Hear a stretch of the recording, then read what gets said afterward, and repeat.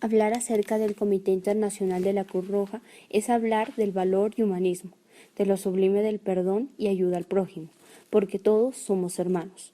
La idea de este movimiento nace de una devastadora guerra entre el ejército austriaco y el francés, en cabeza de Napoleón, en la batalla de Solferino, donde hubo aproximadamente 40.000 soldados heridos dejados a su suerte. Es justo aquí donde uno de los protagonistas de esta historia, Henry Dunant, frente a la situación y ayudado por un grupo de hombres y mujeres de los pueblos cercanos, socorren a todos estos soldados sin importar el bando al que pertenecían, porque como él dijo, tutti fratelli, todos somos hermanos. Pero surge la pregunta, ¿quién era Henry Dunant? Este personaje muy importante y reconocido era un filántropo y activista suizo, hijo de comerciantes, y su padre, al igual que él, era una persona humanista que ayudaba a huérfanos.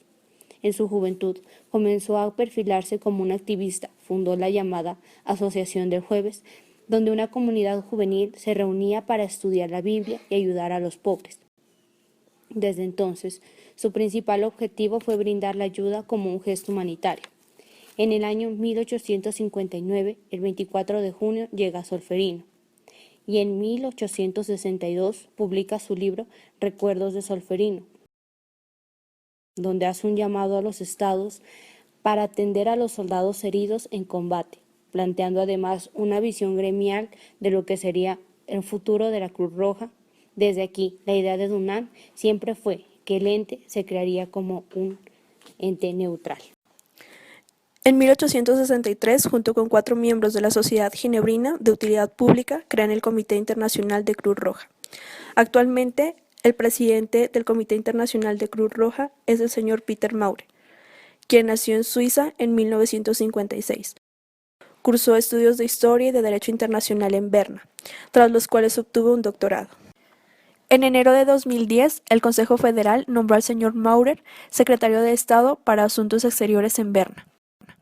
Mediante las 5 direcciones del Departamento Federal de Asuntos Exteriores, el señor Maurer dirigió la acción del despacho central y de las aproximadamente 150 representaciones exteriores de la diplomacia suiza en el extranjero. El señor Maurer asume la presidencia del Comité Internacional de la Cruz Roja desde el 1 de julio de 2012. Posteriormente, en 1864, con el apoyo del gobierno suizo, 12 estados firman el primer convenio de Ginebra, donde la finalidad era que el ejército estaba obligado a socorrer a los soldados heridos sin importar el bando. Y además, son tratados internacionales que contienen las principales normas destinadas a limitar la barbarie de la guerra, protegen a las personas que no participan en las hostilidades y a los que ya no pueden seguir participando en los combates. Por otra parte, los convenios de Ginebra y sus protocolos adicionales son la piedra angular del derecho internacional humanitario, es decir, el conjunto de normas jurídicas que regulan las formas en que se pueden librar los conflictos armados y que intentan limitar los efectos de estos. Posteriormente se crea el emblema de la Cruz Roja sobre un fondo blanco, para quienes prestarían ese servicio. Hubo mucha polémica acerca del significado de la Cruz Roja sobre fondo, porque por el comité, dentro del Acuerdo de Ginebra, estableció que el significado real de esta eran los colores inversos de la bandera de Suiza.